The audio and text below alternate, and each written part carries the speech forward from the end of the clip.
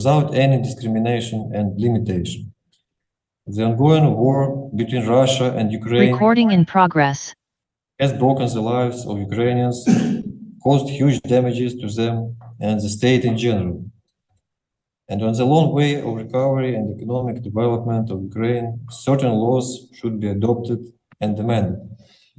In order to implement the legal provisions, the qualified apparatus of public officials, specialists on reforms, is required. The above-mentioned issues, among others, are the subject of this conference.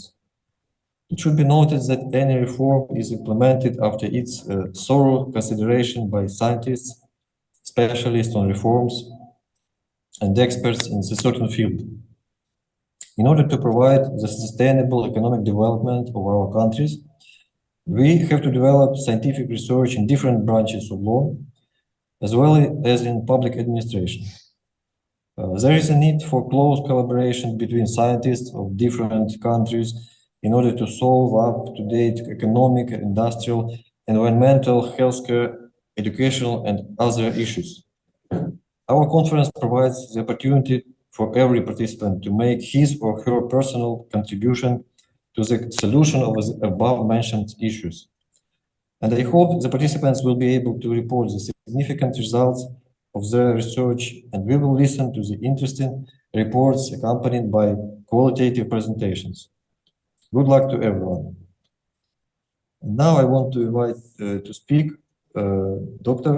Namir Kasim. Thank you, Dr. Dr. Namir. Dimitri. So welcome to the 4th International Scientific and Practical Conference on Social Science, Education, Law, and Public Administration, New Development Trend. The prestigious gathering bring together leading the scholars, researchers, and practitioners to explore the evolved dynamics and future direction in these critical fields. In a rapidly changed world, our aim is to foster academic dialogue, change innovative ideas, and promote collaborative solutions that address contemporary challenges. The conference serves as platform for insightful discussion, interdisciplinary research, and practical strategies that contribute to global progress. We look forward to your valuable contribute and successful uh, research and academic experiment. Thank you very much. And now I would like to invite Dr. Aqil, the organizer from Al Rafidin University. Welcome, Dr. Aqil. Thank you, Dr. Namir. Dear esteemed college and participants, it is with the greater honor and enthusiasm that we welcome to the fourth International Scientific and Practical Conference on Social Science, Education, Law, and Public Administration, New Development Trend, the distinguished gathering bring together leading scholar, practitioners, and experts for the around the world to engage in. Excuse me, Dr. Akil, very low. Your voice is very low. Maybe higher sound. Okay, okay. We can't hear. Okay, is this the greater Normally. honor and enthusiasm that we welcome you to the fourth International Scientific and Practical Conference on Social Sciences. Okay, voice? Yeah, you can continue. Okay. New development trend, the distinguished gathering brings together leading scholar, practitioners, and experts for around the world to engage in meaningful dialogue, exchange of idea, and presentation of forward-thinking research across the vital domain of education, law, and public administration.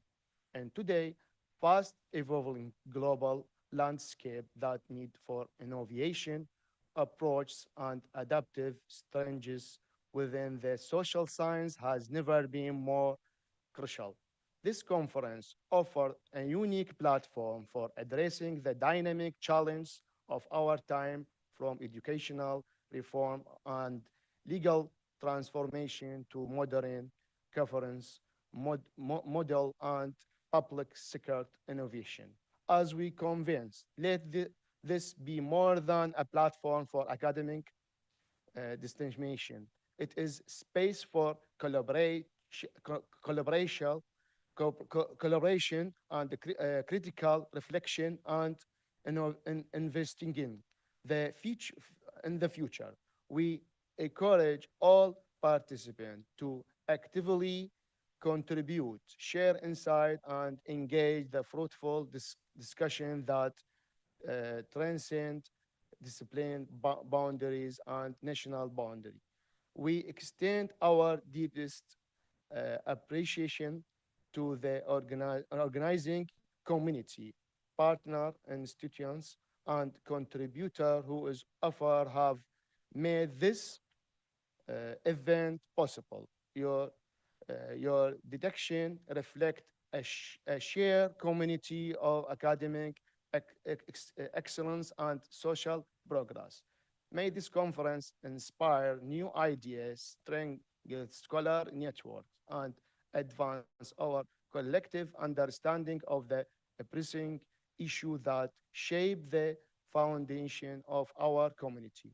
We wish you a productive and inspiring conference experience. Thank you. Thank you, Dr. Aqil. Dr. Dimitri, the microphone is yours.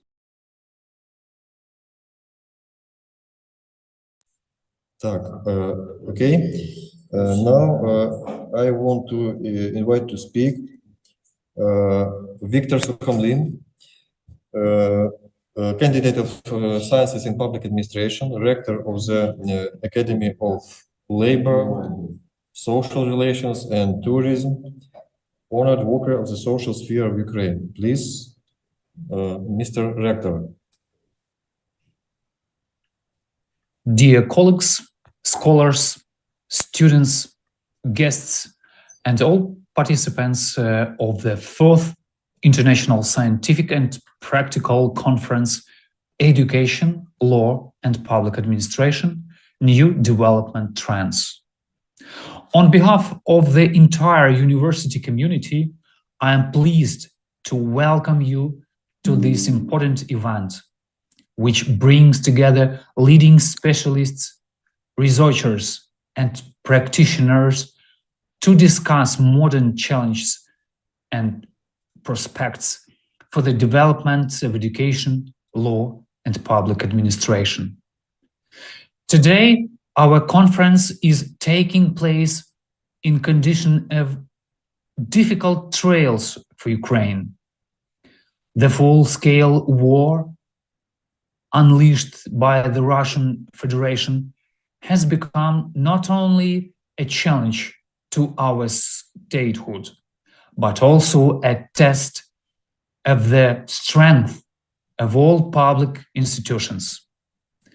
Education, the legal system, the public administration now play a key role in ensuring the stability and restoration of our country.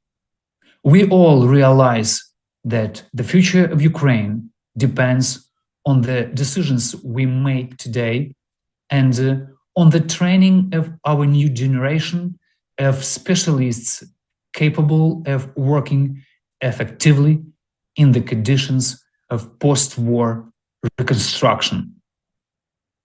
Today, more than ever, close cooperation between science, education, and public administration is needed. Innovations in the educational process should ensure a high level of training of specialists who will not only know the theory, but also have practical skills to solve real problems of state and legal development. We must provide scientific support for reforms in the field of management, judiciary, legislative regulation, and social protection. Today, we must think not only about restoring the destroyed infrastructure, but also about forming a strong intellectual foundation for the future of Ukraine. It is through an effective education system, transparent legislation, and effective management that we will be able to build a democratic, legal European state. I am convinced that our conference will become a platform for fruitful discussion, exchange, and development for new ideals that will contribute to the development of our state. I wish all participants productive work, new scientific discoveries, and successful implementation of your projects. Glory to Ukraine.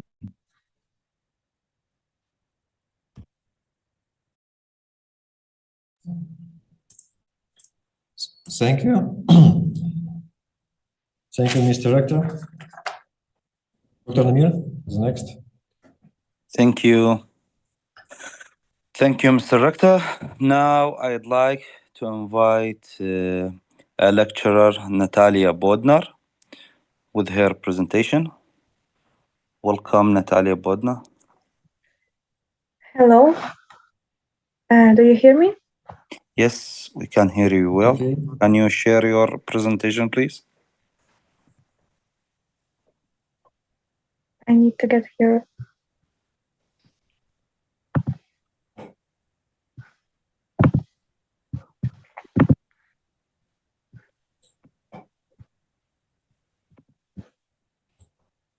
Okay. Not yet. Oh, okay. It is seen. Okay, today I want to present you the do you see or not? I don't know. Yes, I can see. We can see, I guess. Yeah, it's clear. You can continue. Today I want to present you the study Decision Making in Environmental Risk Management, Strategies for Uncertainty. Environmental risk management face escalating challenges due to climate variability, pollution, and resources uncertainty. Traditional static policy models often fail to respond effectively to these dynamic and complex systems. Environmental processes are influenced by unpredictable natural phenomena and compounded by urbanization and industrialization. Additionally, decision-making is complicated by gaps in scientific data and divergent stakeholders' priorities. In this context, adaptive management, scenario planning, and stakeholders' engagement have emerged as essential strategies. These approaches enable flexible, responsive governance that can navigate uncertainty, support real-time intervention, and promote public trust in environmental policy and regulatory frameworks. We have a few aims of this study. It's assess decision-making strategies, compare effectiveness of different management models, such as static, adaptive, and hybrid, evaluate real-time monitoring and predictive modeling in pollution control, analyze stakeholders' engagement role in policy acceptance and trust, highlight adaptive strategies and resilient tools for environmental governance, provide an evidence-based recommendation for sustainable risk management, and bridge scientific data with policy for responsive and inclusive decision-making. We use a different mixed method approach in this study, such as quantitative and qualitative from the stakeholders analysis, adaptive management and scenario planning frameworks. In this study, we focus on air, water, and soil quality metrics across urban and agriculture sites, also integration of real-time monitoring and stakeholder surveys. We use statistical tools such as ANOVA, linear regression, Monte Carlo simulation. All these methods have their role in this study. For example, linear regression was applied to quantify the rate of reduction in pollutants, nitrate and phosphate. ANOVA test was conducted to determine the statistical significance of difference between traditional adaptive and hybrid strategies. Monte Carlo simulation was utilized to estimate variability and generate probability distribution of pollutant reduction outcomes. And scenario modeling allowed for the forecasting of long-term effectiveness under diverse environmental and policy conditions. All these methods give robust comparative evaluation and supportive decision-making under uncertainty. To get results, this study uses 5 quality control protocols. All these protocols were essential to minimize bias, reducing measurement errors, and enhancing the reliability and reliability of the study's findings across multiple environmental indicators. The first results we get from reduction in air pollutants.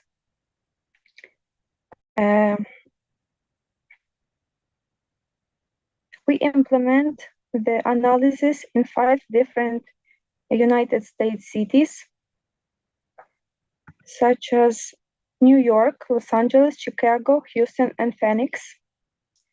And air pollution continued to be an urgent issue in urban areas, affecting both human health and the health of the ecosystem in this region. The present study examined the particulate matter of nitrogen dioxide level across 5 these major cities.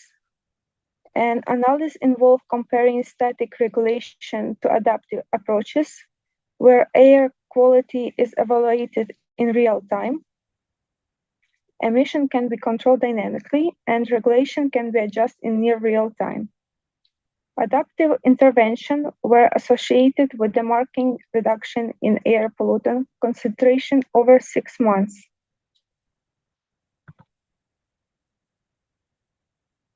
The next results we get from the water quality improvements. Water pollution remains a major environment concern affecting biodiversities, human health, and freshwater resources. The study examined nitrates, phosphates, and heavy metals concentration across 3 major river systems, Mississippi, Colorado, and Ohio. This research assessed the effectiveness of adaptive water quality management strategies by comparing real-time monitoring and dynamic pollutant control measurements with traditional pollution mitigation approaches. The next results from water quality improvements. We get nitrate concentration dropped by 38%, primarily due to improved control of agriculture runoff and industrial discharge. Phosphate levels decreased by 32%, validating the impact of real-time monitoring and reactive nutrient management. If we will speak about heavy metal contamination, was reduced by 15%, showcasing the effectiveness of adaptive industrial pollution control. All these findings confirm the value of data-driven, responsive water quality strategies in protecting freshwater ecosystem. The next results from soil health enhancement. Soil organic matter increased by 12% in each region, supporting long-term fertility and carbon sequestration.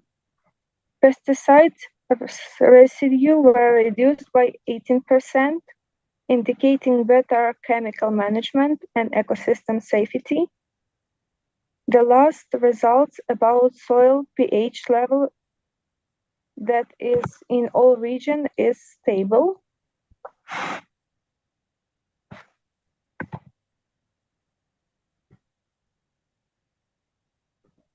The next is stakeholder trust and public engagement. Stakeholders reported a 27% improvements in perceived policy transparency and fairness.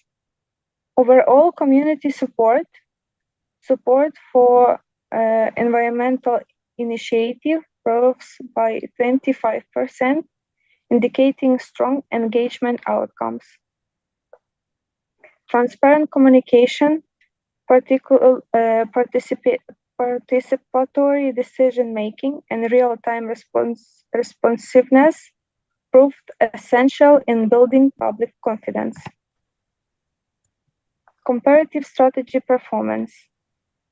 The study was compared three traditional, adaptive, and hybrid environmental models. Adaptive strategies consistently outperform static models across all environmental and social indicators. PM2.5 reduction was 28.6% under adaptive strategies versus 18.4% with traditional metrics. Nitrate levels dropped by 52 and 7% in adaptive models compared to 21 under conventional governance. Soil organic matter increased by 20% adaptively compared to only 6% for traditional approach. Trust in environmental policy rose by 30%, with adaptive methods more than double that of traditional methods, just 12%. So the main findings of this study is adaptive management significantly reduced air and water pollutants across multiple regions. Soil health improved with measurable increases in organic matter and reduction in pesticide residues. Public trust and stakeholders' engagement were substantially enhanced through transparent and participatory processes. Comparative analysis show adaptive strategies outperform traditional and hybrid model in all categories. Integration of real-time monitoring, predictive modeling, and flexible governance prove essential for managing environmental uncertainty. Adaptive governance emerged as a scalable, evidence-based approach to sustainable environmental risk management. Of course, we have our limitation in this analysis, but future direction, such as multi-year evaluation to assess long-term sustainability of adaptive environmental strategies, expand research to diverse geographical and social economic context, AI-powered monitoring to get better results in real-time environmental risk assessment, cost benefits and financial sustainability analysis, developed mechanism for conflict resolution among stakeholders, explore adaptive approaches for marine ecosystem, forestry management, and climate resilience planning, and scientific data and policy through continuous feedback and scenario modeling. So, as a conclusion to all the study, adaptive environmental management offers a flexible data-driven approach to reduce pollution, improve ecosystem health, and build public trust. The study confirmed its superiority that static models in uncertain conditions. Continued innovation, stakeholder engagement, and real-time monitoring are essential for scaling these strategies and achieving long-term environmental resilience and policy effectiveness. Thank you for your attention. Thank you very much. Dr. Dimitri, the mic is yours.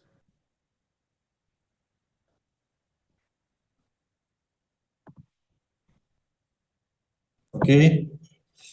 Thank you very much for your presentation, Natalia. And now I want to invite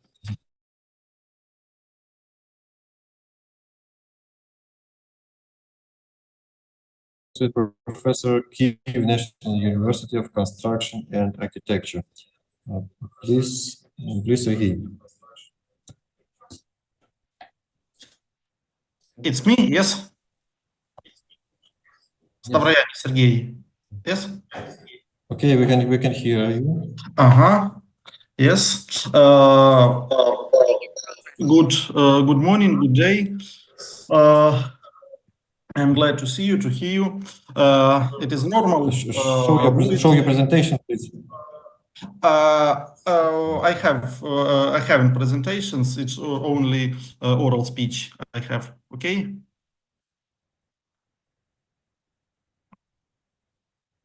Okay, Dr. Sergey, you can continue. Yes. 1 second, please. In modern conditions, new requirements and challenges are being put forward to the educational process, which are associated with many factors, in particular, an increase in the share and role of online education, transformations in the social politics sphere, and other. Many educational process, lectures, seminars, meetings are moving to online format. Many meetings, workshops are held in a format that this format that reduces time spent, allows you to be present while being in another city, in another countries, and also. On the other hand, it is impossible not to note that there are many problems associated with online education. In particular, the following problems can be identified. At first, in some areas, in some spheres that require a visual demonstration when the teacher explains. For example, medicine, and it seems extremely problematic to teach effectively online. Yes. Also, secondly, it is quite difficult to track how attentively a student listens to a lecture, to control his involvement, his involvement in the work process, to receive feedback. Yes. Maybe many colleges, I hope, agree with me. Also, as a teacher has few opportunities, visual effect, visual support the lecture material. It is facial expression, smile, and other. Kinesthetic also. And let's talk about global trends in modern education. For example, we note that it recent years, the importance of humanitarian factors in education has been increasing. The need to actualize the humanistic potential of education, moral and educational factors has become clear. In general, we can note an increase the role of individual and psychological factors, which is very clearly manifested in education. Some people says that every person, every people should three things to plant a tree, to have a child, to give birth to a son or daughter, and build a house. Yes. But there are many people, there are some people who plants gardens, raise generations, yes, and build cities, architecture, construction, also.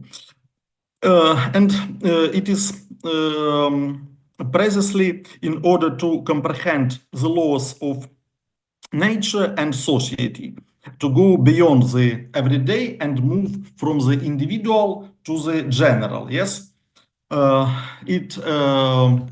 philosophy is needed to help this way from the individual, yes, to the society. We note that philosophy and disciplines of philosophical orientation, this history, philosophy, logic, religious studies, psychology, and others, that allow a person to expand build his worldview, think more generally, learn the world more fully, and understand his place in the world and his relation with world. Philosophy trying to take a person beyond the boundaries of everyday life and give him understanding of the world and places man in it, expands the methodological arsenal also. We also emphasizes that it is the disciplines of the humanitarian direction that perform an extremely important function of developing students' communicative competences, skills, yes, communicative skills, improving the rhetoric skills, the ability to free communication, speaking also. I often see that many students have some problems with these skills. Yes. Pedagogical experience proves that it is extremely difficult for them to make oral reports, presentations, and other. In conditions of continuous digitalization, including educational processing, the transition of studying, working, communication online to the virtual plane, the ability to communicate well is extremely important and necessary. Teaching philosophy and philosophical disciplines in the conditions of digitalization has, in my opinion, the following futures. At first, teaching humanitarian disciplines online is quite convention. It does not require the use of special technical means and other. a mixed form of learning is quite interesting and effectively when a teacher works at the university and some students are present in university and some students can be in the lecture, in the seminar online. Yes, I often work in this scheme. Yes, mixed form of education. Teaching philosophical disciplines in the modern conditions of continuous digitalization is extremely important. They perform significant functions: communication, actualization, the humanistic factor of education. So it can be noted that in the modern conditions of the transformation of educational process, complete digitalization and the transition of education to the online sphere, educators must be prepared for many challenges. And here a major and important role should be played by disciplines of philosophical orientation, which provide a person with worldview and actualize his humanistic, his moral potential. 1 minute, please. I look at the time. Philosophy, first of all, appears as spirituality, devotion to moral and spiritual guidelines and values, moral humanistic values.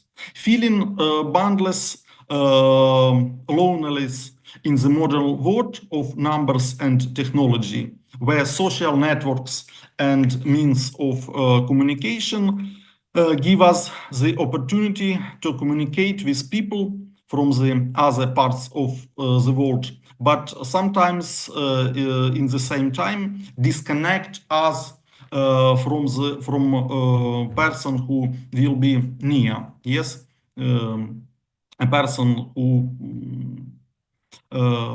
will be nearby, and this spirituality, which is what such disciplines at philosophy, psychology, religious studies, and other can be important role in this process to give people some moral values, communicate, and other. Maybe it's all. I finish. Thank you for your attention. Thank you, Doctor. Now I would like to invite Some questions? Okay. Thank you, Dr. Sergey, for your valuable presentation. But we hope next time you will share your slides, because there's many methods that you explained. We are hopefully to see it next time. Thank you very much. Now I'd like to invite Dr. Mohammed Al-Dulaimi from Al-Rafidin University College. Thank you, Chairman. Thank you, Dr. Namir. Thank you. Good afternoon, Chairman and all participants. I would appreciate all the efforts for the organizer of this social science, actually. My paper is Smart Contract and Blockchain Technology in Environmental Law for Sustainable Governance, presented by Dr. Muhammad Qadir Hassan. And in a brief, I would actually just give some words because just to talk about the subject, While we have so many threats in our environmental society, so traditional legal systems fail to deliver on-time, enforceable, firm, and transparent governance. And that's why we go to the smart contract and the blockchain technology to offer a new potential for compliance and policy enforcement in order to get secure and decentralized tamper-proof records without depending on the intermediaries. Okay. Actually, in this study, many countries have been included as an example for it, like Canada, Nigeria, Indonesia, South Africa, and so on. Okay, the subject says we go to this is the introduction, and we see that actually, in order to cut it short, smart contracts, automated legal agreements operating on blockchain technology offer a new potential for improving environmental compliance and policy enforcement. These tools provide secure, decentralized, and tamper-proof records, enabling stakeholders to track obligations and outcomes without relying on intermediaries. However, legal system, particularly a pluralistic society where statutory, customary, and religious laws overlap. Actually, this study examined how smart contract and support legal harmonization between environmental and family law frameworks, particularly where culture norms shape land use, inheritance, and resources access. It aims for hybrid governance model grounded on community participation, legal clarity, and technological reliability. Methodology of review. This study, qualitatively case study approach, supported by doctrinal legal analysis and quantitative modeling. Key components, we are taking case selections focused on 5 countries, as we said, Nigeria, India, Nigeria, Canada, Indonesia, and South Africa. Data collection, more than 25% in-depth stakeholder interview, policymakers, legal experts, community leaders, and more than 100% judicial ruling and 50% over 50% policy documents. Statutory, customary, and religious legal text. Analytical tools, thematic coding for identifying legal conflict pattern and stakeholder priorities. Mathematical model for assessing sustainability, cost, efficiency, and degradation reduction. Equity index to evaluate how legal system balance authority and perform levels. The analytical framework and equations actually to measure the real impact of harmonizing environmental and family law, the study integrates quantitative legal models with a qualitative analysis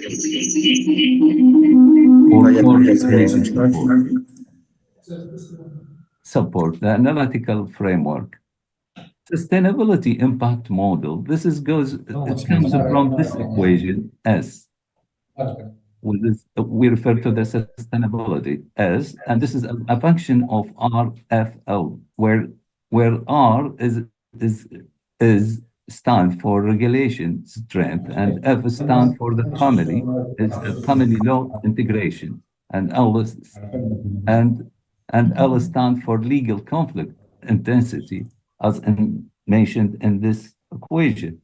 And cost efficiency improvement formula is this, and in this equation we find the cost before and after, and then divided by the before. Environmental degradations reduction equations. This is DI is referred to the initial degradation, and DF is a final degradation. Okay. These models offer empirical matrices okay, for evaluating legal harmonization across diverse jurisdictions. Jurisdictions, yes. Results. Legal conflict pattern, we have in here 5 parameters that is related to the legal conflict patterns, policy effectiveness analysis, stakeholder perspectives, quantitative model outcomes, and key challenges, potential solution. This study and defined, okay, here is legal conflict patterns, actually. This study and defines the curing conflicts between the environmental and family law in a pluralistic legal system where the statutory, customary, and religious framework overlap. Table 1, key finding, Indian around 35% land inheritance disputes clashes with the conservation regulations. Nigeria, 25% water uses resources via family or ownership. Tribal councils dominate ruling. Canada, 25% indigenous claims to land by lodging permits resolving through environmental board. Indonesia, 30% deforestation on family-owned forest hybrid statutory customary mediation use. South Africa, around 20% mineral extractions on family land, resolved by common law courts with customary compet. Here is the table that shows pattern of legal conflicts between the environmental and family law across jurisdictions, actually. And we saw jurisdictions and type of legal system, common conflicts, frequencies, and typical resolution, mathematical prominence, legal principles. And we see for the Indian statutory, customary land inheritance via conservation regulation around frequency 30%, mediation and customary courts, equitable land use, sustainable inheritance. And then we go to the for Nigeria, customary religious water use right vs family land inheritance, and 28% tribal council ruling. And this, we go to the next one is Canada, is statutory indigenous lodging permits via traditional family resources claim, 25% also for the frequency, and for the typical resolution mechanism, they have professional environmental boards. For the prominent legal principles, Canada has conservation ethics, ancestral land rights. Indonesia also statutory custody, and in the common conflict, they have deforestation, dispute, and family-owned forest, around 30% for the frequency, and hybrid statutory customary mediation for the typical resolution mechanism, and so on. And South Africa, you can see common law and customary in the type of legal system. And here it is mineral extractions on family-controlled land for the common conflicts, actually, and around 20% for the frequency taken here, and common law courts with customary input. And we find here these patterns reveal how legal fragmentation leads to environmental degradation and social tensions. Harmonized legal framework that respect culture norms while informing sustainability standards are urgently needed. Here it is actually some figure that shows actually conflict resources, okay, and that includes in it conflict resources rate, also environmental impact reductions, and stakeholders satisfactions rate and community involvement level. These shows the difference for the actually for different countries, which is included India, Nigeria, as we have taken as an example, for Indonesia and South Africa. And we could see this is the levels they have and all the differences included also in Canadians indigenous co-management agreements show the highest success. This is for Canada, it's 45% reduction in environmental degradations and 80% approval among stakeholders. Indians has different actually value, around 60% conflict resolution rate. And here it is Nigeria customary land uses policies around 30% environmental impact reduction. Indonesia and South Africa implemented reforms but struggle with the scaling of community participation and long-term rates. Well, actually, if we are looking at the community-centered frameworks, constantly outperforms top-down models, confirming that inclusive, culturally informed policymaking is essential to resolving legal conflicts and advancing sustainability. Here is stakeholders' perspectives. Actually, if we come stakeholder interview, reveal the critical insight into the challenges and priorities in harmonizing environmental and family law. Themes, culture sensitivity around 80%. We must respect traditional family system while performing sustainability. Okay, complex level system around 65%. Navigating multiple framework is major challenges. Okay, and legal part, need for stakeholder inclusion 70%. Policymaker also. Clear legal definitions around 60%. Actually, if we come to the quantitative model outcomes here, we are considered also some parameters that related with cost efficiency improvement and environmental degradation reduction. Legal compliance rate also has been included in this figure, actually, and community adaptation levels also. Policy implementation time and months, actually. Sustainability index, okay. And we see here it is also for the Indian, and these are the percentage. And here is Indian around 22%, around 40% for each of this as an environmental degradation. And it's really clear in this figure that it refers to all the values related to each country, whether it is India, Nigeria, Canada, Indonesia, and South Africa. And this is it shows the rate that we have it here and all the changes that have been in this figure. We go, here is, here is nations actually in text. Here is quantitative model outcomes.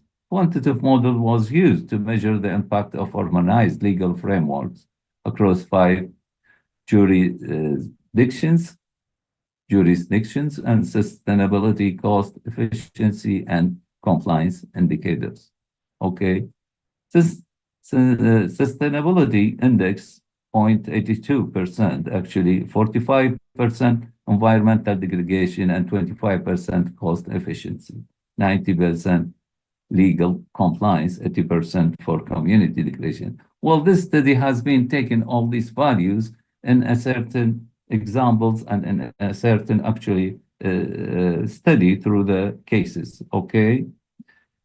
Nigeria has these values also, 35 degradation reduction and 18 efficiency gain. India has different value, and Indonesia, since stability indexes goes to around variable 0.75 over 35% degradation reduction. South Africa has this value at less at cost efficiency. Countries that implemented culturally aligned community-driven reforms saw the greatest gains. Harmonized law lead to the stronger environmental outcomes, higher trust, and low cost. Here is challenges and solutions. Top challenges, actually, despite the progress, several challenges limit the effectiveness of legal harmonization. One, if we go to these challenges, actually, and we're looking for a solution for them, complex legal system, develop a clear and integrative legal codes. Example, India's Land Management Act reduced rural land conflicts, resistance from customary authorities of traditional leaders in policymaking, weak enforcement capacity, strengthen an institution through training and reforms. This is in Canada, actually. Canada's co-management boosted policy consistency. Culture mismatch, tailor policies to local traditions. This is in Indonesia, improved compliance after community and inclusive reforms. Inadequate funding allocates dedicated reforms budgets, actually, here. And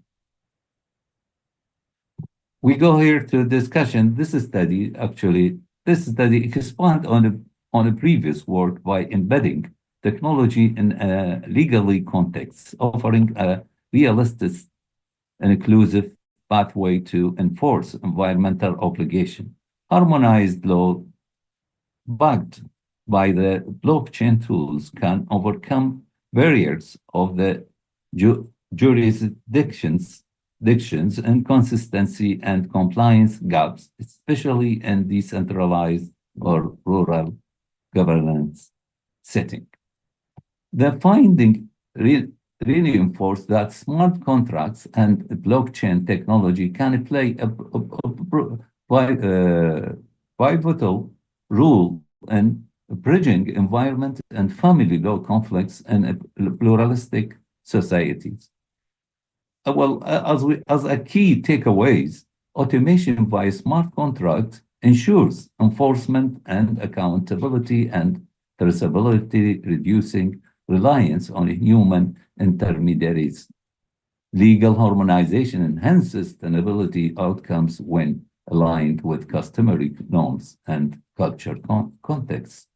Community-based co-management modes offer scalable and trusted solution. Smart contract support framework like evidence, verifiability, and enforceability, ensuring standards are met and recorded transparently. Okay, so this is the benefit that we get it out of the actually from the smart contract and actually blockchains appliance from the evidence, verifiability, and enforceability.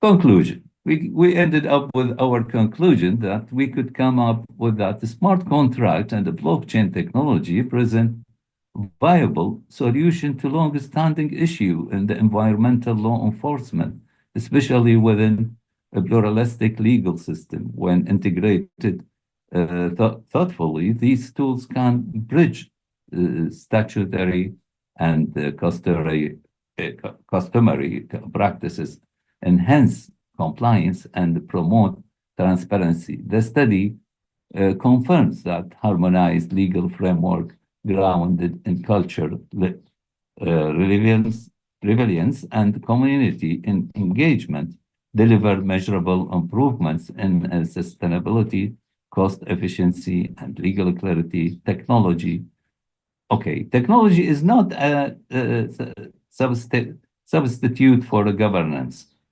but can be critical enabler of legal reform. The path forward requires an inclusive policy design, legal adaptation, and interdisciplinary collaborations to realize the full potential of blockchain for sustainable development. And if we say finally that we always go to repeat that the smart contract actually and blockchains offer new potential for compliance and policy informants and really that support security, decentralized, tamper-proof, recourse, and all these we get better governance and good shape. So, as we mentioned, we have been taken an example for many countries like Canada, Nigeria, Indonesia, South Africa. By the end, I would really thank you very much for being patient to listen to my representation. Thank you, Dr. Mohammed. Thank you, Dr. very much. Thank you for your report, and I would like to ask every participant to adhere to the time limit of your report. So now I would like to invite to speak Agnieszka Zwolennik, Doctor Adjunct University of Applied Sciences in Nowy Sącz, Poland. Please, Agnieszka. Good morning.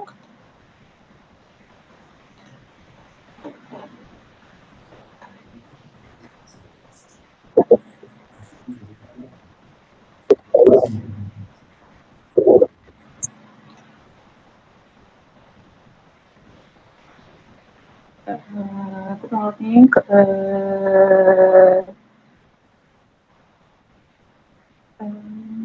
One minute. I can present.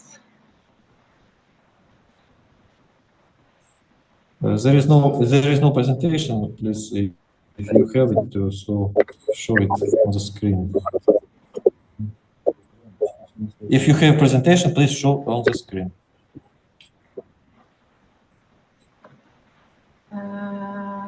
Good morning. My name is Agnieszka Zwolennik. I'm adjunct to the Academy Applied Science in Nowy Sącz. Thank you very much for the opportunity to present the results of my and Karina Jani's research. In Poland, an intensive transformation of Polish taxes has been going on for several years. I reporting by JPK files, the so-called the white list of VAT pairs of the mandatory split payment mechanism and large enterprise. The aim of this study is to present the key technological tools implemented in Poland that are the result of digitization in tax administration.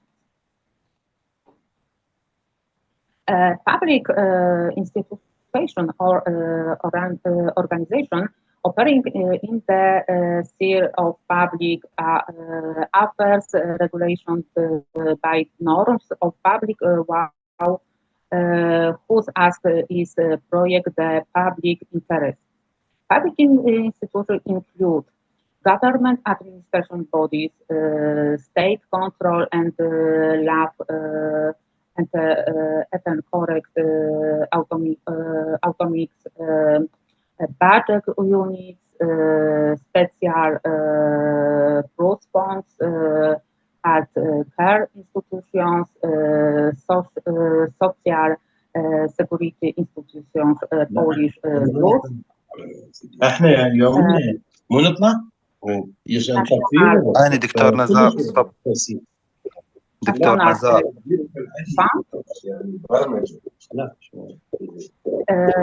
Polish NFZ. Як він буде? Service implemented in Polish states. E-tax return, e-tax of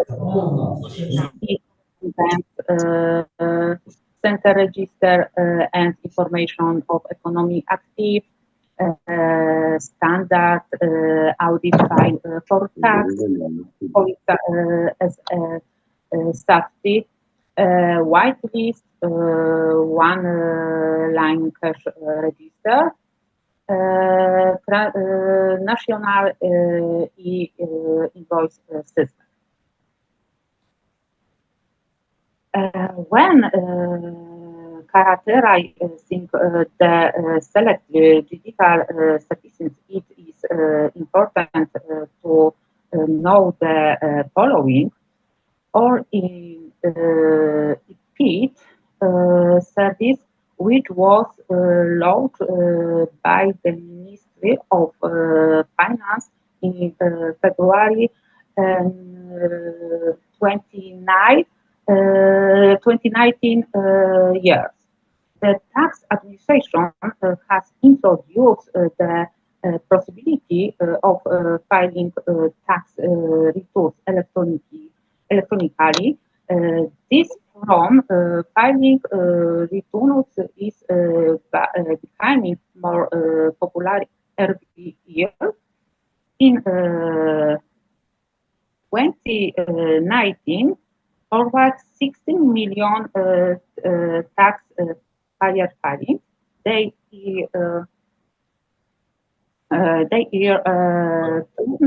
electronic, and it 2024 around 20 million.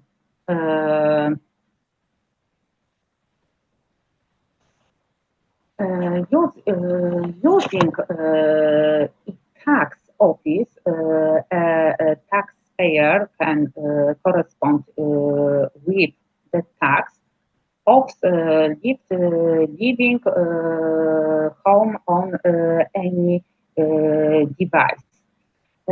As can be seen from the data presented in the figure 6, the beginning of the service, the most frequent were submit electronics concerned the of data in use, Polish ZAP 3, general letter on any matter, income statement, and Polish ZAS board, and other documents. Standard of file for tax is the file with an arrayed logical structure in which the taxpayer upon receipt of the tax authority is obliged to subject tax records and accounting documents.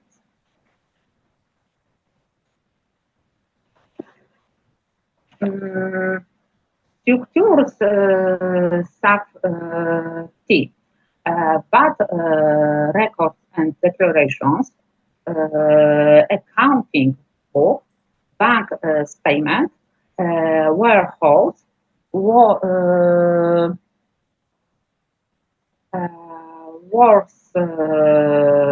Agnieszka, excuse me, your slides are not changing, or it's problem for us or for everyone.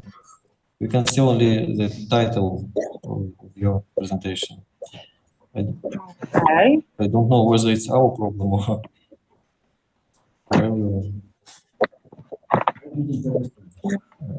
I just wanted to say that we can see only your title of your presentation.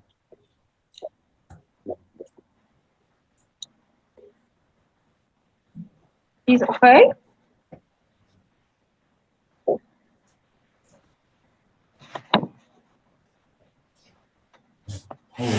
Okay, this is better. We can see the one of your slides. Thank you. Okay. What Okay, structure? we shall listen. to you.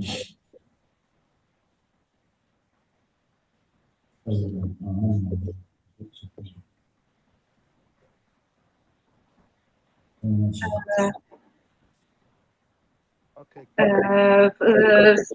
Structures sub-T. What that records and declarations, accounting books, bank statement, warehouse, but invoice for forward rate farmers, tax reverse and expense ledger, and reverse records. The main schema structure for JPK, this is fine. One online decision for import constants between the register class and the center tax administration system. Seed iron and bud flour is toll for business making non-cash payment for research input. It involves splitting the payment into two streams. The amount corresponding to that amount shown on the invoice, which gives a special supplier account called the VAT account, and the amount corresponding to the sales will show in the invoice with is transferred to silent account, credit union account linked to the VAT account. While the list taking it of contractor is active VAT taxpayer, if the contracts register for research removed from the register or registered as VAT taxpayer, and information of the bank account number to with client should be made to one correction. National e-voice system CEF is a new process in issuing and invoice document transacting carrying out the domestic in Poland and register for tax population in Poland.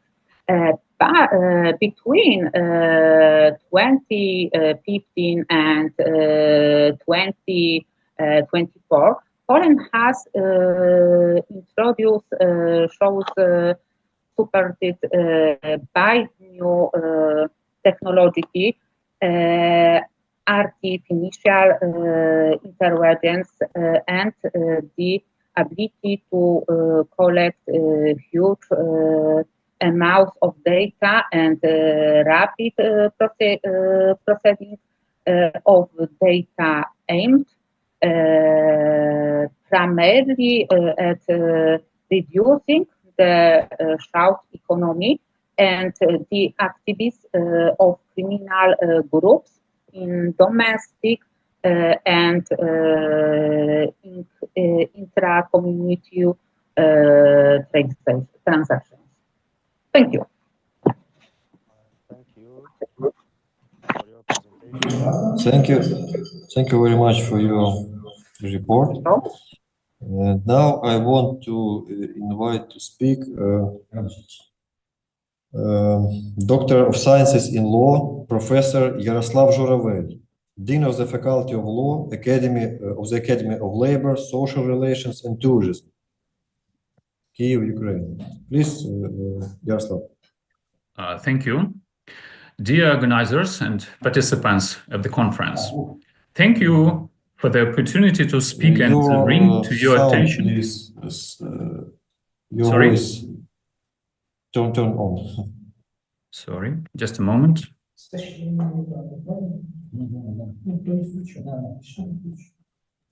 Switch on. Is it okay? Sorry, is it okay? Some technical. Oh, okay. Let's. Is it okay? For me, yes, it's okay. It's okay, you Yes, can hear Yaroslav. me. Yeah? No. No, не слышно. Mhm. And now?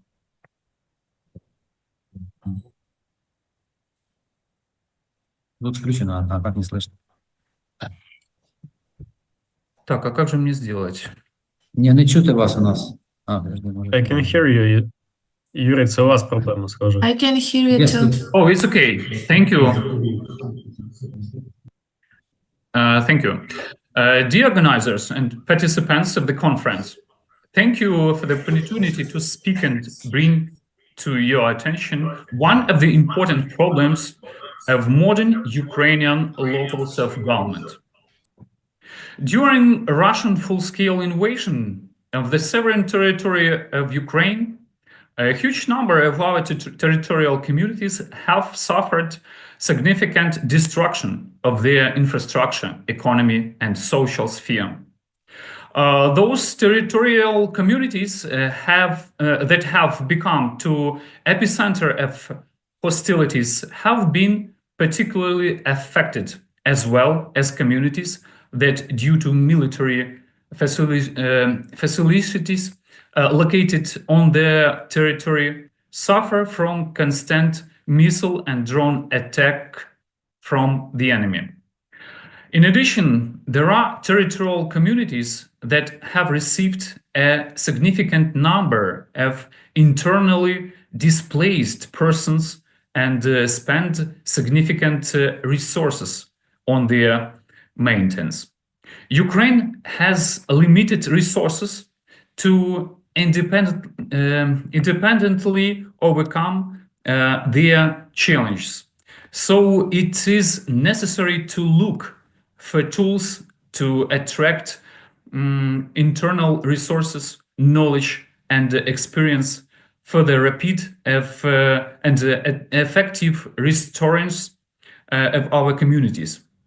To do this, necessary complex and approach in which one of their key roles will play transnational cooperation.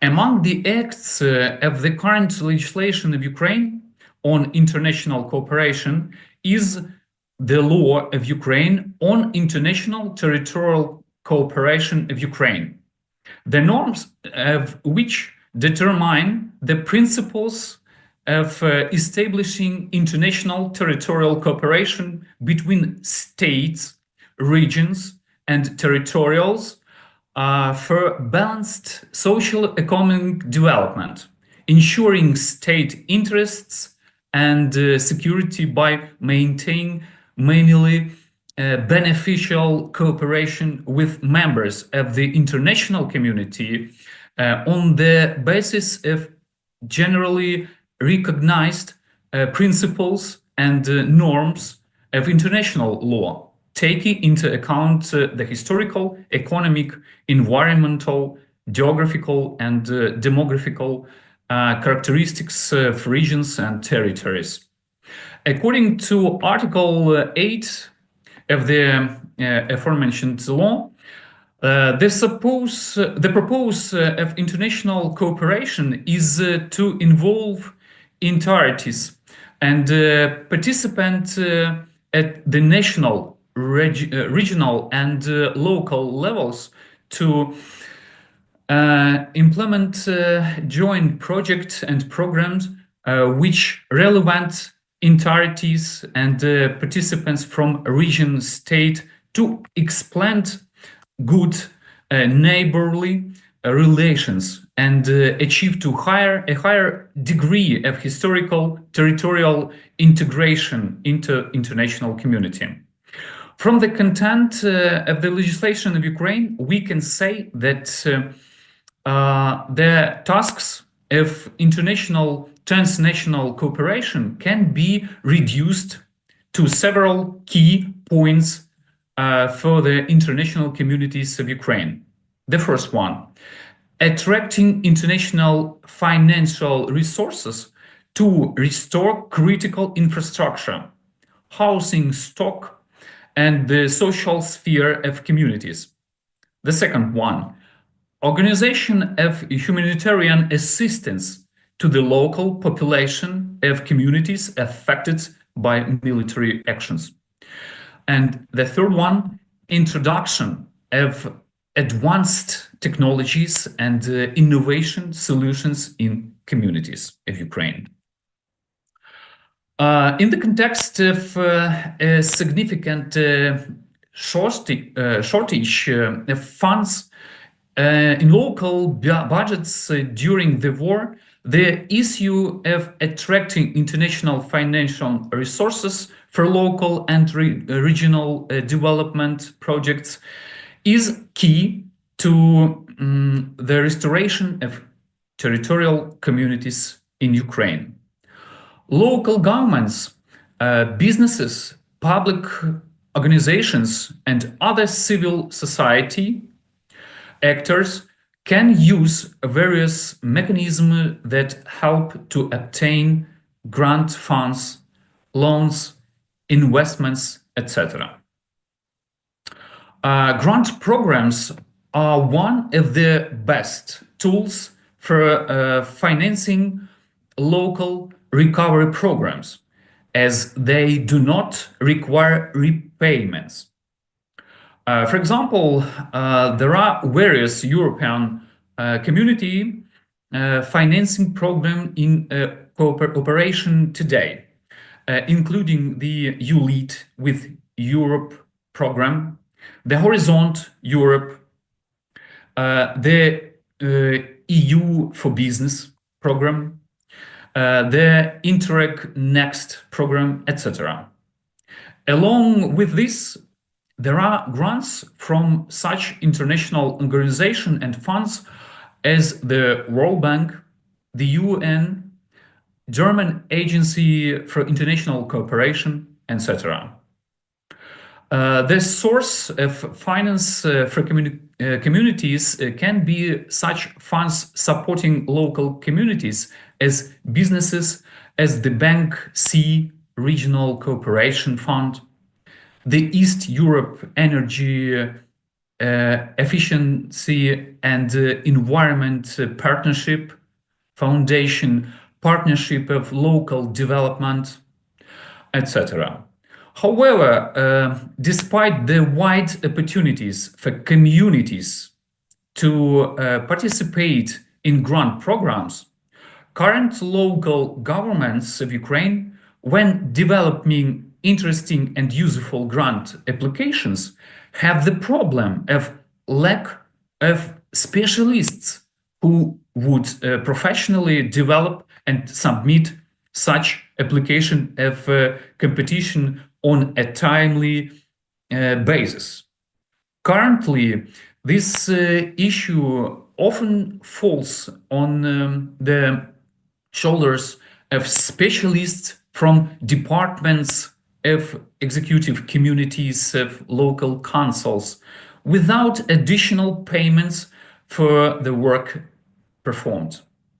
This is a systematic problem of most territorial communities, which is associated with the unattractiveness of work in local self-government bodies due to an inconsistency of the high level of responsibility for a wide range of duties with a low level of remuneration. If a community has strategic projects that require significant funding, it is possible to attract preferential loans at low interest rate. For this, communities can apply to such international financial institutions as the European Bank of Reconstruction and Development, the European Investment Bank, the international finance cooperation, and others. However, unlike grant funds, these funds must be returned. In condition of war and unpredictability of the community's financial capabilities, even in the near future, communities are somewhat cautious about these options of attracting foreign funds. Foreign investments is also an important tool for the restoration of territorial communities. However, investors are ready to invest in regions that have a stable legal environment, investment attractive projects, and state support. Of course, in condition of martial law, neither the state authorities of Ukraine nor Ukrainian communities can guarantee that to foreign investors. At the same time, Ukraine today primarily needs investments in renewable energy, such as solar and wind power plants, biogas complexes, etc. Industrial parks and logistics centers, agro-industrial complex, like creation of cooperations, processing enterprises, etc. Currently, a public-private partnership is operating in our country, which, despite significant risks, helps to implement a long-term infrastructure project like roads, power grids, waste progressing plans, etc., by including agreements between local authorities and private business. Many countries and international organizations provide territorial communities of Ukraine not only with funding, but also with material assistance. Such assistance often takes the form of humanitarian support of the population, technical equipment, and transport, such as EU, NATO, Red Cross, building materials for the reconstruction of infrastructure, and housing stock of communities, like twin cities from Germany, Poland, France, as well as the implementation of experience exchange programs with European cities, twinning city, sister cities, and etc. Modern innovation technologies, such as cloud technologies, modern methods of collecting and analyzing large amounts of data, big data, cross-sourcing, cryptocurrency and blockchain technologies, driverless car, etc., are significantly changing the structure of various sectors of the economy of leading countries. So Ukraine also needs the use of such technologies to maximally protect the local population from the dangers of various manifestations of war, and ensure... Your screen is freezing. Sorry, can you hear me? Your screen is freezing. Can you continue, please? I'm sorry, can you hear me? Yeah, but your screen is freezing. Can you process your work, because time is limit now? Okay, guys, I make conclusion. Therefore, we can say that Cabinet Minister of Ukraine, in close cooperation with the local governments, associations, and the public organizations, should develop and adopt the state program of the development of international and territorial cooperation, which would include clear mechanism for attracting international financial resources, in particular for the restoration of critical infrastructure, housing stock, and the social sphere of communities. To produce the procedure for attracting humanitarian assistance to the local population and of communities affected by military actions, as well as attracting foreign assistance for the implementation of advanced technology and innovation solution in communities.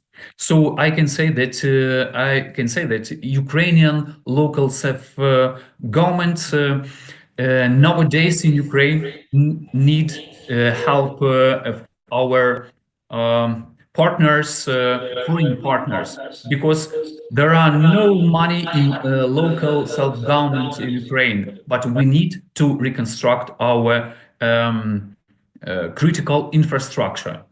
Thank you. Thank you for your attention. Thank you, Dr. Yaroslav, for your valuable introduction and presentation. Now, Dr. Aqil, the microphone is yours. Now I would like to invite Dr. Ibrahim from Al-Rafidin University College to make the slide. Okay. Ibrahim. Dr. Akil, no voice. Doctor, I think hello? Hello? your voice is Can you hear low, me? I think. Can you hear me? Hello? Can you hear me? Hello? We There almost is cannot opportunity hear you. to make higher the volume. It would be Hello? Can you hear me? Hello? It's better, but not the best. Now I would like to invite Dr. Ibrahim from Al-Rafidin University now College. actually we don't hear anything from you. So his voice is clear. Now he introduced Dr. Ibrahim for presentation. Dr. Ibrahim, welcome.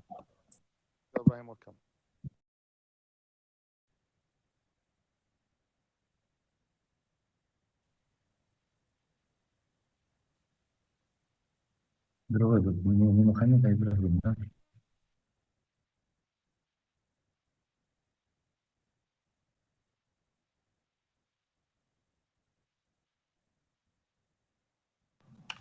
Can you hear me?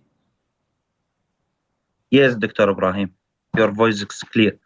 You can share your presentation and start.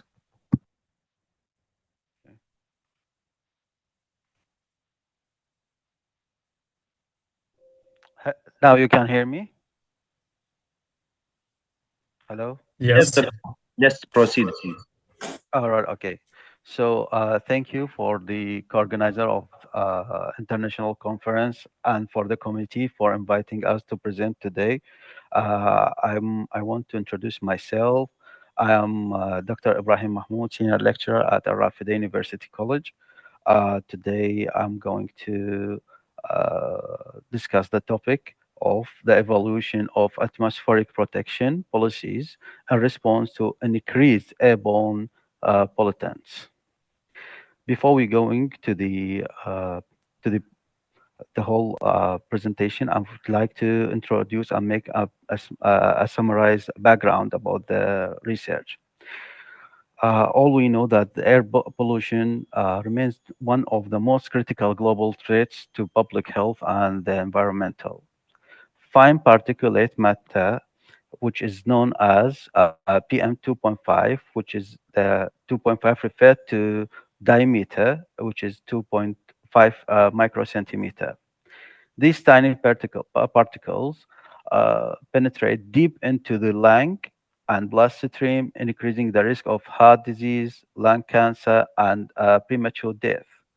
Alongside with this particulate matter, nitrogen dioxide is have the major effective and activate the particulate matter 2.5.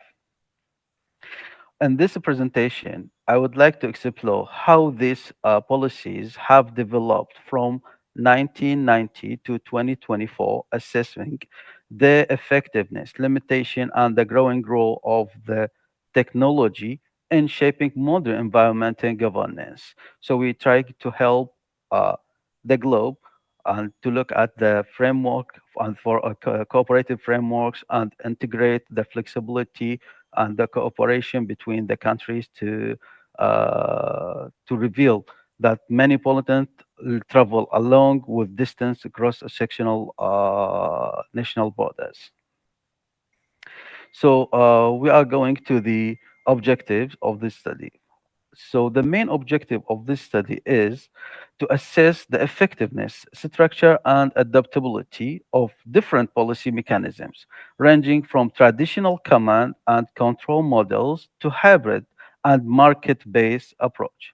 So if we want to tag this objective, we have to investigate the trends of the pollutant concentration, sector-specific emission reductions, and the role of technology.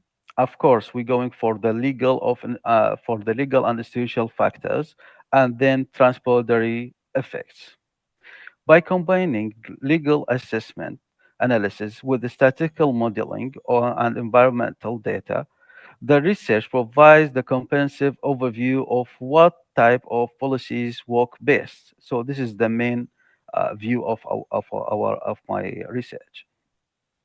So we continue with methodology, and in this study, I would like to tell that we are separating the period of the data that we are collecting, which is from 1990 to 2024, and for the key components of the methodology include the data source, which we are collecting it from WHO records, EPA, National Air Monitoring Database, and international agreements, which is belong to Paris Agreement and Montreal Protocol. The second key component is pollutant analyze, annual mean concentration of particulate matter 2.5 and nitrogen dioxide across multiple regions. So we just need to know the mean concentration of these two particles, and the nitrogen dioxide across the region. The third one, and the last key component, it's the policy typology. Classification into command and control market-based instruments, hybrid models, and international treaties. In this study, we are using 4 types of mathematical models. The first one is the PIF, which is the policy impact function. The second one is multiple linear regression. And the third one is policy elasticity. And the fourth one is the BIQ, which we call barrier impact quotient. This integrated framework enable a robust, multi-layered assessment of both the outcome and underlying mechanisms of air quality.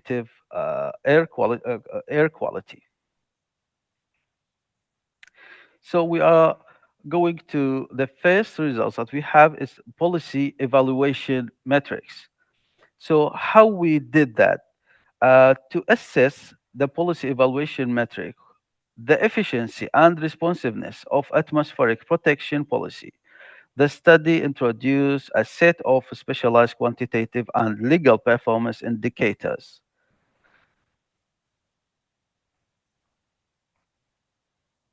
Sorry, can you hear me? I can hear. All right. Okay. So, all right. These metrics allow for a detailed comparison across policy type and sectors and time periods. So we have to study the policy types, the sectors, and the time period, and evaluate. And policy evaluation will be there.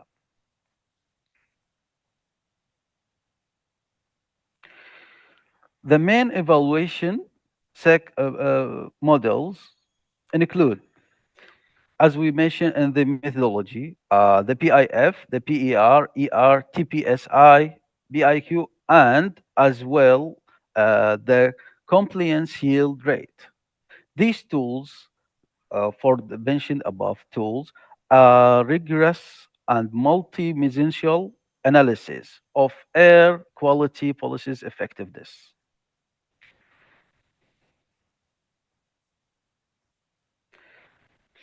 So first, we need to introduce the data that we are collecting it according to the global urban and industrial air quality data. They have made the records since 1990 until 2024. So from this data, which is the study analyzes the long-term trends in PM 2.5 and nitrogen dioxide, and they are separating it into 4 periods.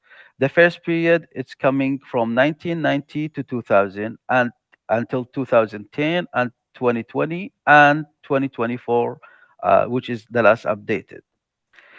So the key findings in trans pollutant is the particulate matter 2.5 has reduced from 80 microgram to 15 microgram in 2024, since 1990, sorry, to 2024.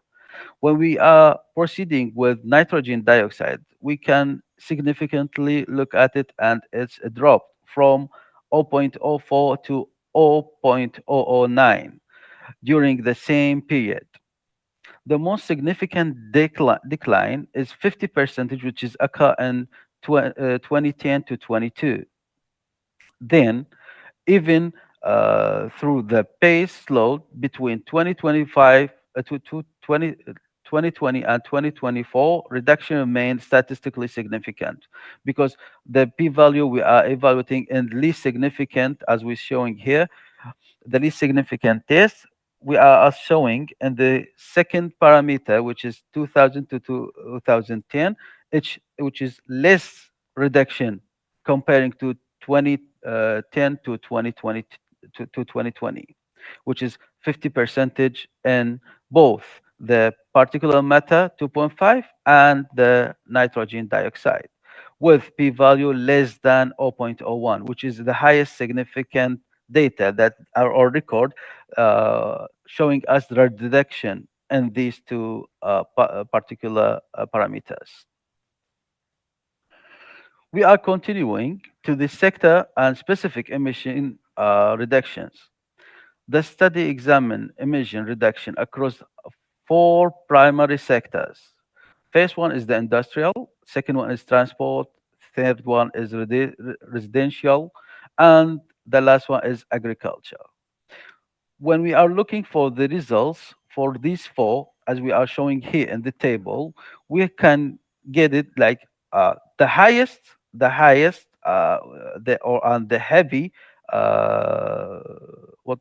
the heavy concentration, it was shown in industrial.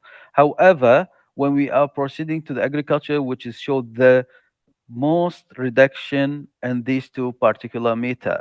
So these data are recorded since 1990 until 2024. The effectiveness of policy mechanisms.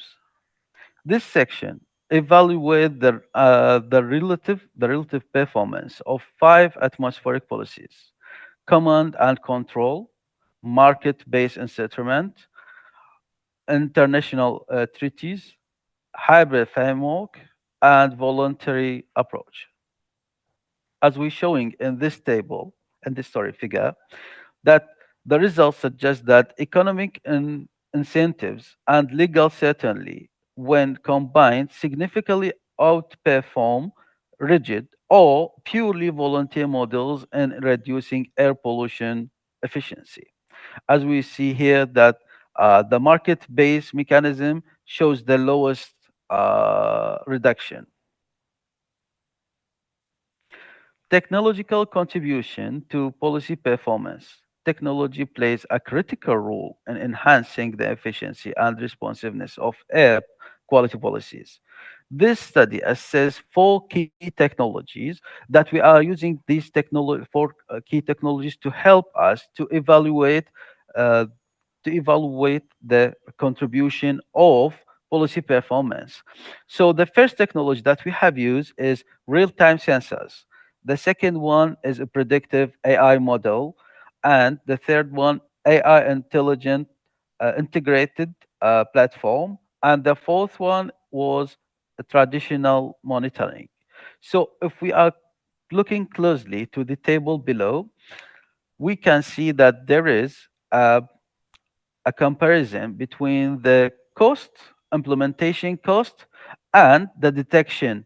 However, the integration weight and the TAPSI score was there as well, shown there. So when we are going for the highest cost, we can go for AI integrating platform. For the which is recording the detection efficiency is 99%, which is the best between these four technologies. So this is same as the figure before. The results suggest that the cost efficiency, not just accuracy, determine optimal technology integration.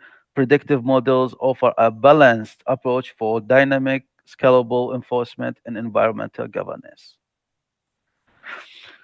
For the transboundary emission, we are want to look for the cooperation between the countries. These findings highlight the importance of regional cooperation, data sharing agreement, and aligned air quality standards across borders. That's mean there is a cooperation between the highest cooperation was recorded between US and Canada. Policy elasticity of emission reduction. Policy elasticity of emission reduction, or we call it PEER, is measured how responsive pollutant level are to change in regulatory stringency. This metric reveals the efficiency of the legal pressure in reducing emission. This upward trend is elasticity suggests that the modern policy design, especially those integrate with AI and real-time enforcement tools, are becoming increasingly efficient. PER is especially useful for policymakers as it quantifying regulatory return on effort. Barriers to policy implementation. So I'm just going quickly because I'm running out of time, as been told.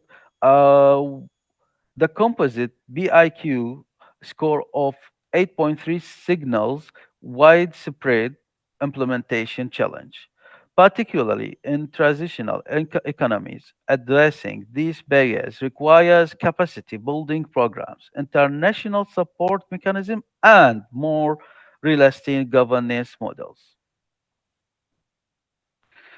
For the governance and legal compliance metric, as we have the key insight, it was developed countries, transitional and developed countries, which is the developed countries. The first one is we are looking for the lead with 91 CYR. However, for the third key insights, we call it developed country, continue to face enforcement transparency issues. These findings confirm that the legal robustness and participatory governance are essentially for effectiveness, environmental compliance, and long-term policy success.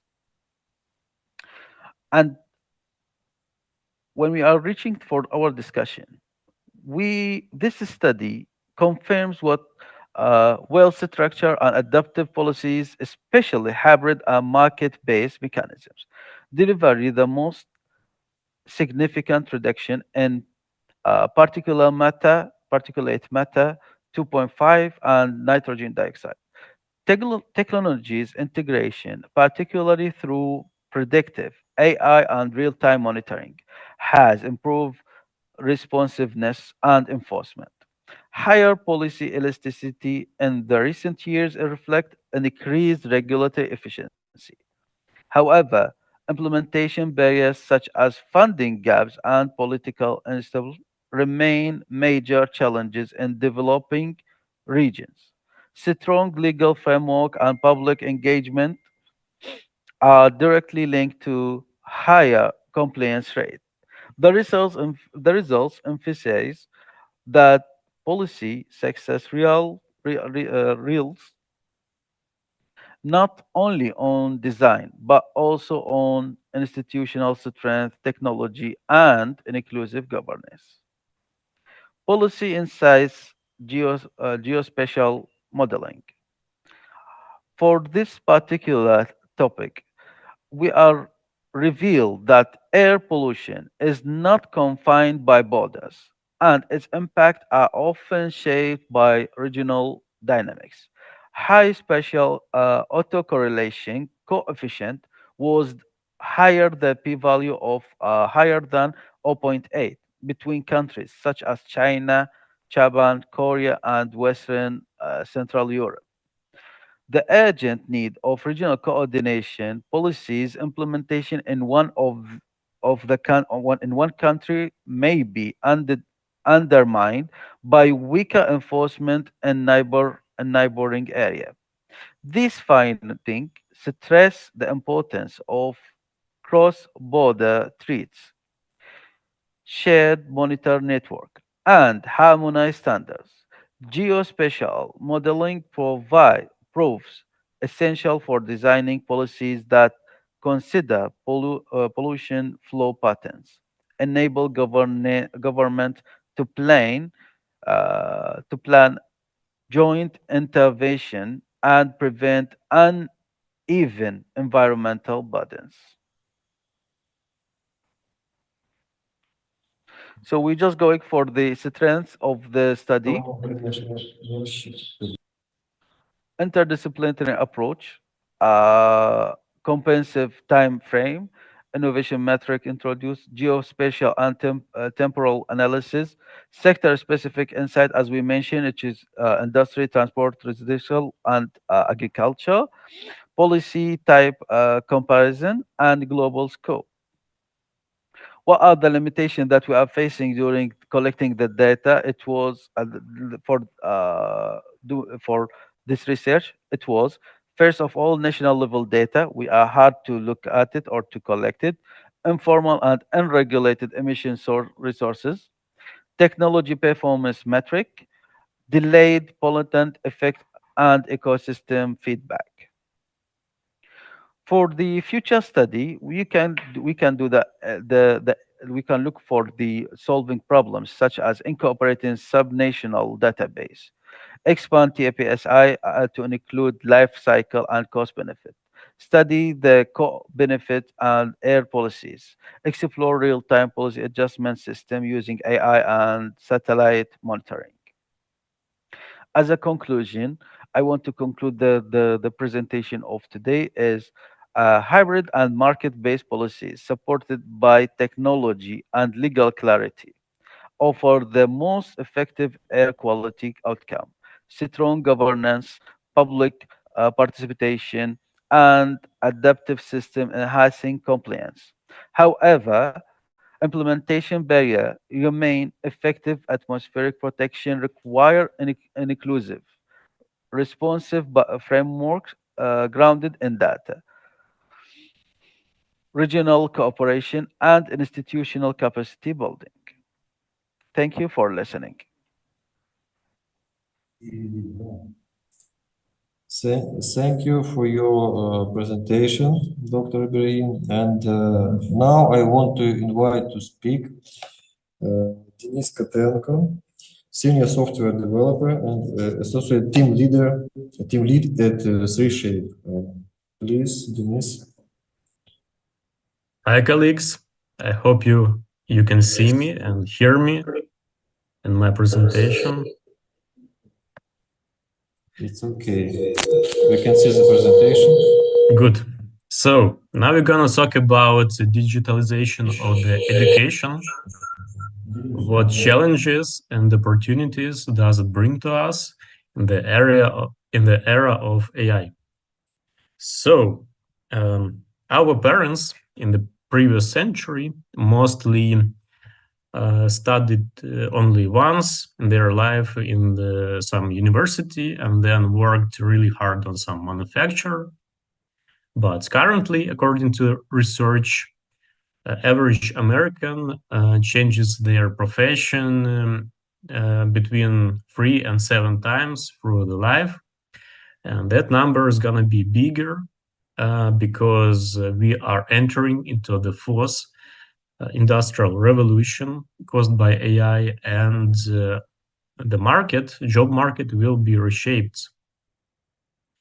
And the key point to understand that we do not have enough time to study 20 years in the universities in case if we're gonna change 4 or 5 professions during our life. And current educational institutions should transform and become more efficient, and they should have some shortened programs and focus only on needed skills and knowledge. And even now, AI can help with that.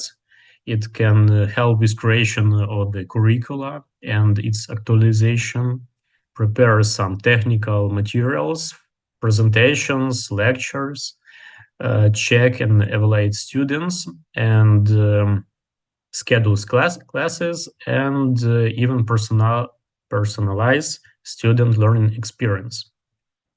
The good example is how Google, in collaboration with Coursera, made their learning trainings about neural networks and deep learning. I highly recommended courses. They made some workbook where you can practice, not only learn, but practice, write some code on the Python, run it in the browser, and train your own models in the browser. And after that, it will automatically calculate your scores, marks, and give you some certificates without any involvement of the human. But that program is really good. So, as you may know, China says that starting from the next autumn, each university and each school, even in primary school classes, they should teach AI at least 8 hours per academic year. It's not a big number, but it's the minimal number. And they're gonna invest really big amounts of time into the AI, into some studies and new directions, how they could learn and develop skills, how to use AI in everyday life and work. OpenAI CEO Sam Altman says that they're gonna release AI agents in the next 2 years that will replace a software engineer. So I've got some question for you to reflect. Let's imagine you are a lawyer and you want to win a case against some opponent who knows all the laws and all updates to that laws and has access to all history of the cases in the courts. So will you able to win such opponent? Who knows? We are not able to stop the scientific and technological progress. And according to the principle of evolution, the fittest survive. That means that you have 2 options. First is to be angry on the AI, be against it, or you can learn to be better than it. So currently there is some AI agent that's called Davin AI that was developed to replace developers, but it has only 14% of efficiency. It's not good enough for now.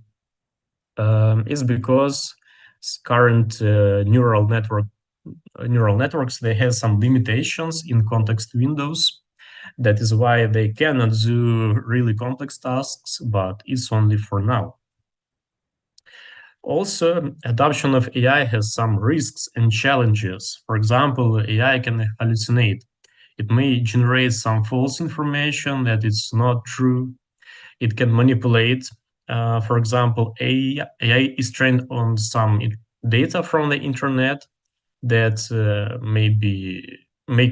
may include some propaganda and misinformation. For example, Russia flooded the internet with some articles that against Ukraine. Yeah, and if AI would be trained on that data, then AI will think that maybe it's true. Also, the people who use AI, they delegate thinking to it. That is why next generation of the professionals, they may be not such smart. So we can say that currently AI cannot replace humans, but in the future it will be more effective than 80% of the specialists. And for us, the should be key focus to be on that top 20% of the professionals. That is why we should always continuously improve skills, adopt new technologies, and actively use AI in our everyday work to become more professional and enhance our personal productivity. So this is it. Thank you for your attention. Thank you. Thank you very much for your report and presentation, Denis. Thank you for keeping to the timings. It was interesting. So, and this problem is very topical, as I can say, artificial intelligence and its evolution, development, and the place of humans in this world. So, okay, next we shall proceed to next participant, Kirill Voronersky, Master of Laws, Assistant Attorney, Law Office, Partners. So please, Kirill. Good day. Specification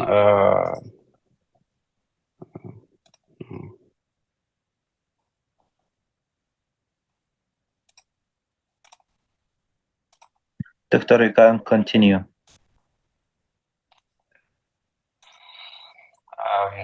I try show my slide. Specification of concepts regarding the information transfer process. Презентация, да. Скажи про презентацию. We don't see presentation. Do you see?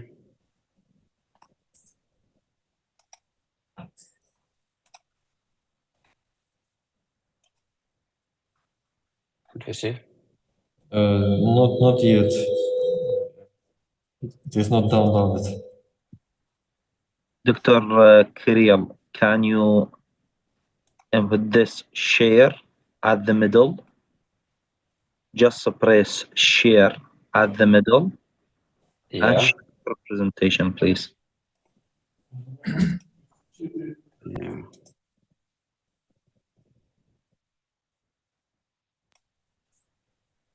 Dr. Namir says there is an option share. Кирилл, там внизу поделиться есть. Внизу экрана поделиться. Есть, нажимаю, все, нажимаю. Поделиться. Нажал уже раз 5.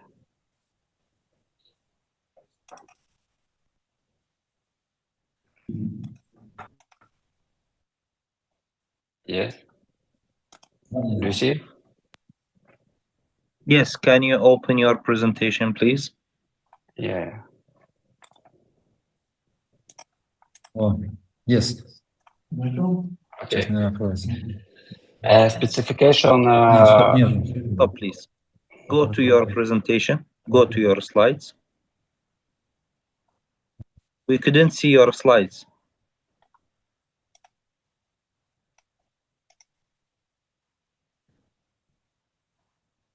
Make share and choose slides of yours, please. Ми не бачимо слайдів, Кирил. Я понимаю. Там є поділитися внизу. Зелененька така. Да, Когда нажать поделиться, надо выбрать просто слайды, не все экраны. Презентация, если открыта, то открыть нужно файл презентации. Открыл на экране? Да, Вообще? да, открыл. Хорошо. Спокойно. Есть? Теперь Сейчас. зеленую кнопочку поделиться, и все будет хорошо.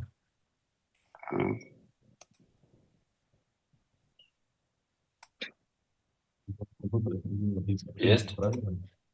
Если там одна, тут вопросов нет. Кирилл, звони, please. Только нажай share, это который в середине. Так, медленно. Нажимай share, первый шаг, потом выбирай две презентации. Угу.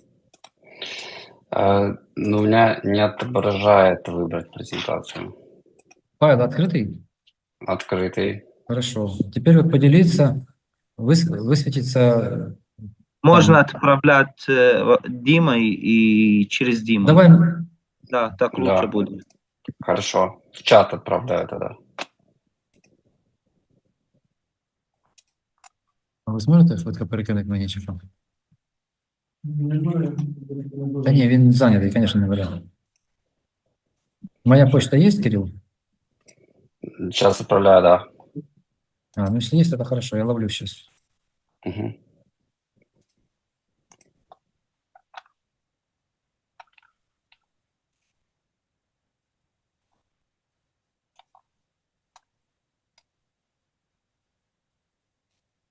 Отправил.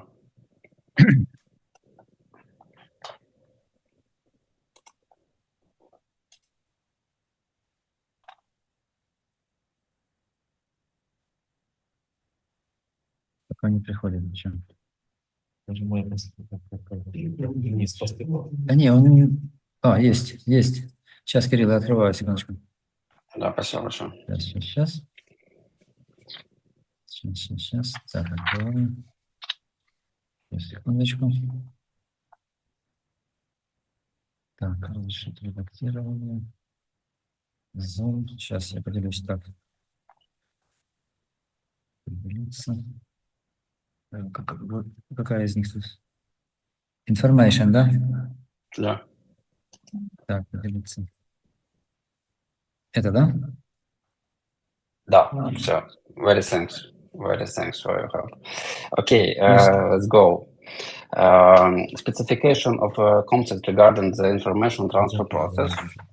Abstract. The article based on the classic model of the information transmission process and the assertion that information is a gist, meaning content, sense, essence of message. Analyzes the components of this model. The features of each component of the information transmission process are considered in detail using the example of artificial and living information system. The purpose of the article is to clarify to understanding of the components of the information transmission process in order to eliminate the possibility of erroneous perception of their meaning. Next example. The classic model of information transmission system by the founder of information theory, Claude Shannon. Information from this table must be provided to both agents in advance. Without the system will be inoperable. Next one, please. Next slide, please. The process of information transmission using World War II agents as an example. A flower pot in the window was chosen as a danger signal for agents heading to a secret apartment. In case of danger, the agent who was in the apartment had to place a flower pot on the window. Correspondence of elements of the classic model to this information transmission system.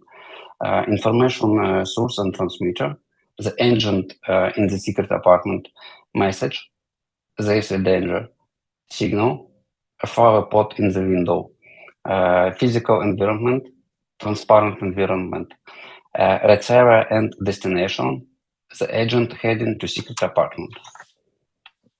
Next one, next slide, please. Yeah, analysis of the information transfer system.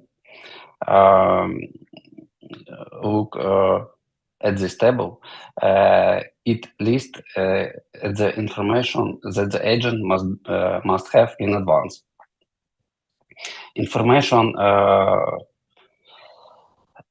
this requires creating an additional system which leads to an endless loop.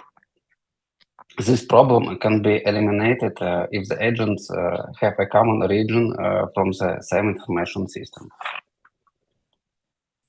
Next slide, please. The process of information transmission in a living cell as an example. In these pictures, we can see that the DNA marked orange, orange line, RNA marked green, and RNA polymerase marked purple. Next one.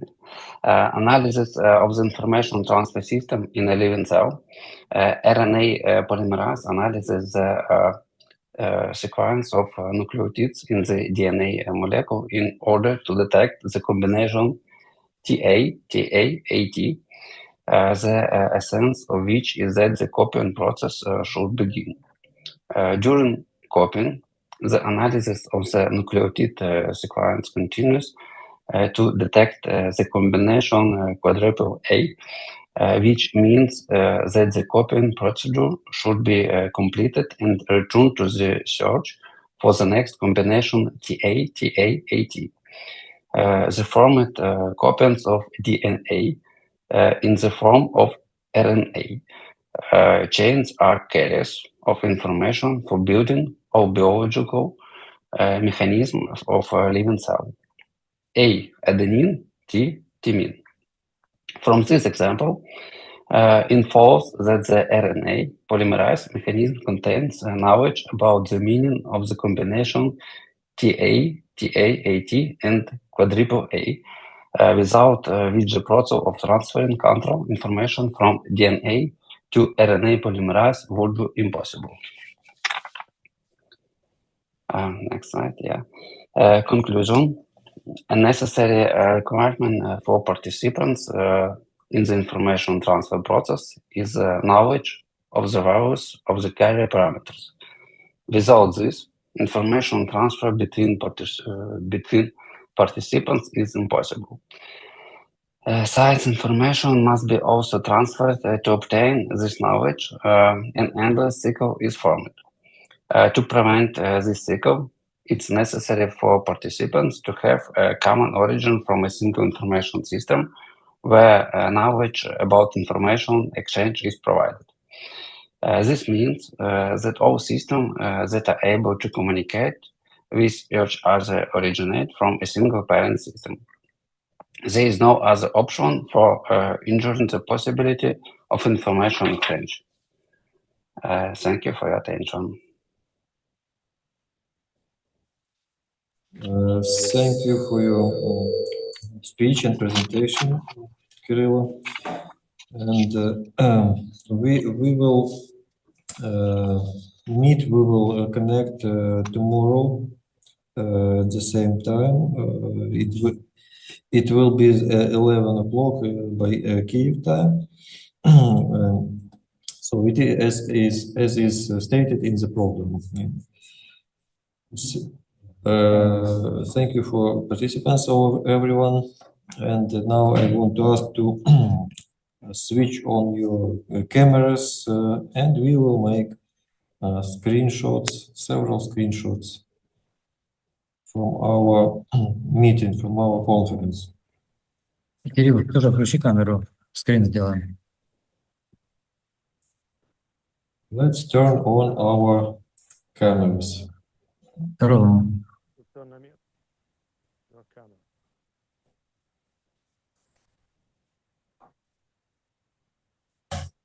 Dr. Namir and someone else, okay?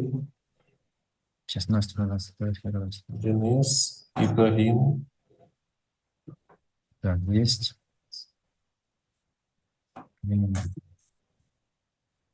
Так, Thank you. Thank you. And okay. Скажи, Okay, yes. Thank you very much. Thank you very much. About Thank you very much.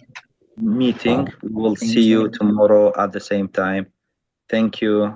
Thank you for organizers. Thank you for the participant. Thank you for the guests. See you tomorrow. Have a nice day.